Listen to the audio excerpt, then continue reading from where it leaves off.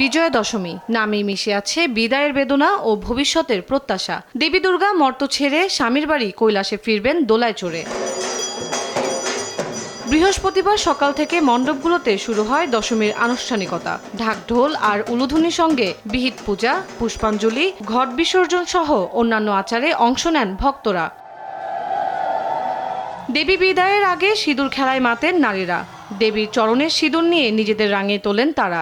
পান ও মিষ্টি নিয়ে দেবীকে সিঁদুর ছোঁয়ানোর পর একে অন্যকে সিঁদুরে রাঙান তারা। ভক্তরা জানান, স্বামীর মঙ্গল কামনায় দেবী দুর্গার চরণের সিঁদুর নিয়ে নিজের সিঁথিতে লাগিয়ে মায়ের আশীর্বাদ নেন তারা। মায়ের সাথে সাথে আমরা এটাও কামনা করি যে মায়ের যেমন খুব সুন্দর একটা সম্পর্ক তার অর্ধাঙ্গের সাথে, শিবের সাথে, আমরাও যাতে সেই সুন্দর সম্পর্কটা আমাদের নিজেদের স্বামীদের সাথেও রাখতে পারি।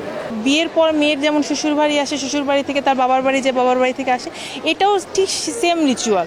মাকে আবার নতুন করে সাজিয়ে বরণ করে আমরা তাকে তার স্বামীর ঘরে পাঠিয়ে দিই। সিঁদুর খেলা শেষে শেষবার দেবীর আরাধনা করেন তারা। প্রতিমা বিসর্জনের দিনে দেবীকে প্রাণ ভরে দেখতে ভিড় করেন অনুসারীরা। বিদায় বেলায় মন খারাপের সঙ্গে পরের বছর বরণের আনন্দই ভরসা ভক্তদের।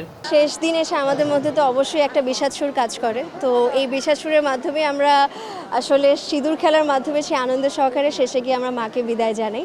মা দুর্গার কাছে প্রার্থনা এটাই, আমরা যেন প্রতি বছর মায়ের কাছে খুব শান্তি মতো পুজো দিতে পারি। এই কয়টা দিন আমাদের স্বপ্নের মতো কাটে। এখন মা চলে যাবে, আবার সেই প্রতীক্ষা যে আবার বছর ঘুরে আবার সেই কবে আসবে। বিদায়ের মর্মস্পর্শী মুহূর্তে প্রার্থনা করছেন পরিবার, পরিজন, দেশ ও জাতির মঙ্গলের জন্য।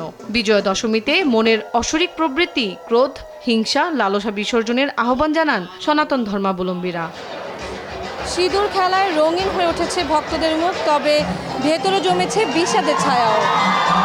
এই আনন্দ উৎসব এবং বেদনার এই মুহূর্তে দেবীর চরণে শেষবারের মতো প্রণাম জানাচ্ছেন তার অনুসারীরা। একদিকে মায়ের আশীর্বাদে বিশ্বাস, অন্যদিকে বিদায়ের কষ্ট, দুটোই মিলেছে আজকে দশমীতে।